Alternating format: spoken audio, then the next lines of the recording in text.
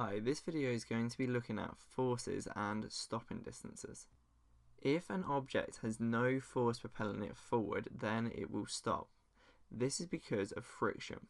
Friction always acts in the opposite direction of movement. Suppose that we had a car that was travelling in a leftwards direction. Friction would push towards the right. It would push towards the right as this is the opposite direction of the direction of movement. Friction comes about when two substances rub together.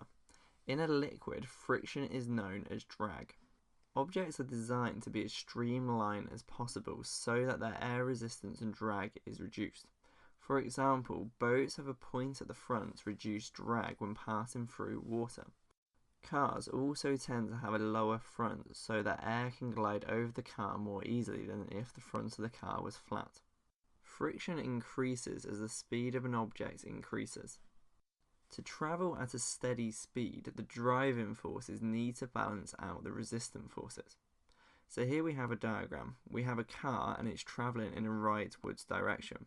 So the driving forces are pushing the car towards the right. We also have resistant forces such as friction. These are going in the opposite direction to the direction of travel. Therefore, they're going in a leftwards direction. If the car was to remain at the same speed, these two forces must be the same. This would give us a resultant force of 0, and a resultant force of 0 tells us that the car will remain at the same speed.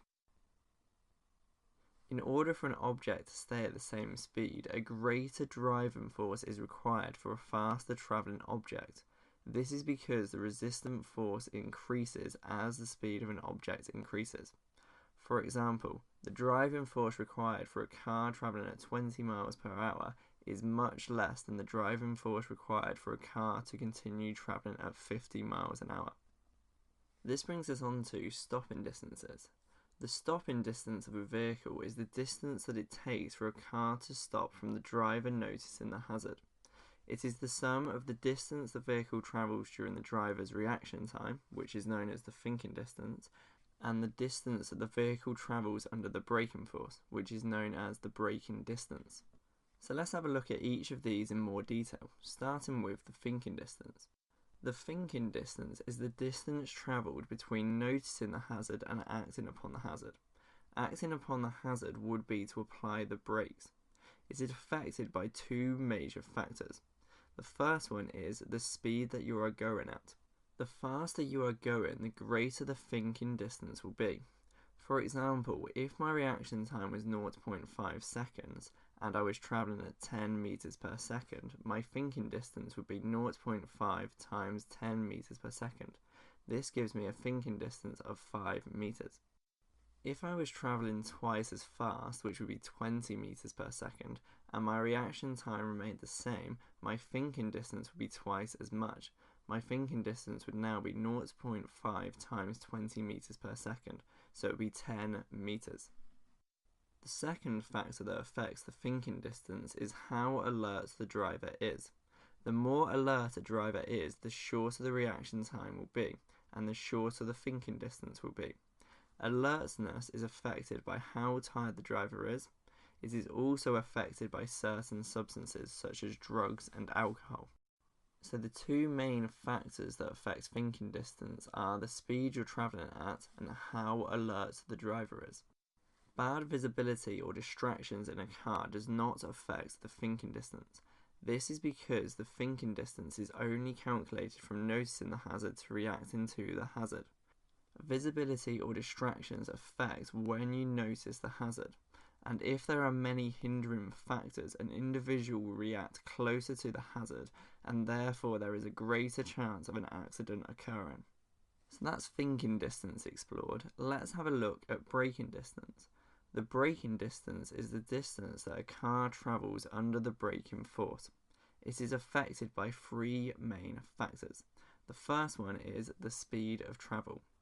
If the braking force is the same, a faster vehicle will have a greater braking distance. For example, the braking distance on my car when I'm travelling 30 miles an hour is less than the braking distance when I'm travelling at 70 miles per hour. The second factor is the quality of the brakes. Brakes on a car need to be maintained to assure their performance.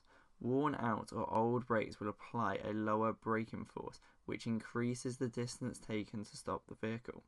Brakes on modern cars are generally able to apply a greater braking force than older cars, e.g. a new VW Polo brakes can provide a greater braking force than a Reliant Robin. The final factor that affects the braking distance is the level of grip. This has three sub-factors. The first one is the road's surface. There are many different road surfaces that are used for different parts of roads. For example, a tarmac with more grip is used for lights and roundabouts to allow cars to stop quicker and reduce the chance of skidding. The second factor is the level of tyre tread. Road authorities across the world place requirements on the tread depth for cars so that they can deal with road conditions and different weathers. If the treads of a car's tyre is too low, then there is a greater chance of the car skidding when it is braking, and this increases the braking distance as well as causing the driver to lose control of the vehicle. Weather conditions also affect the level of grip. Wet, icy or snowy roads have less grip than dry conditions. This means that it takes longer for the car to come to a stop. Therefore, adverse weather conditions increase the braking time. So to summarise, the stopping distance is the sum of the thinking distance and the braking distance. The speed you're travelling at and the alertness of the driver affects the thinking distance, and the braking distance is affected by the speed of travel, the quality of your brakes, and the level of grip. This brings us to the end of this video. There is more content, quizzes and past papers on the website. The website is www.elevise.co.uk.